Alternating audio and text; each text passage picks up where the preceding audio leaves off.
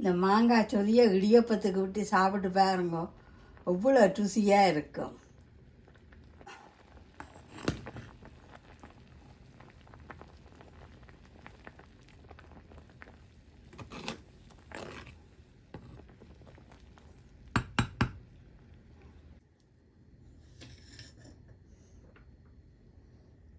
உப்பு போட்டுக்கொள்கிறேன்.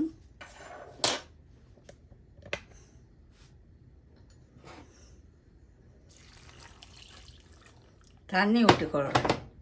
உங்களுக்கு விருப்பமெண்டா புளி விடலாம். நான் மாங்காய் விட்டபடியே கடைசியில் எலுமிச்சம்புளி விட்டு கொஞ்சம் புளிப்பு கூடுதலாக அவிச்சு சொதி வச்சு சாப்பிட போகிறேன். நல்ல ஒரு கிங் ஃபிஷ் எடுத்து வச்சுக்கிறேன். இந்த ஃபிஷ்ஷை வச்சு தான் மீன் சொதி செய்ய போகிறேன்.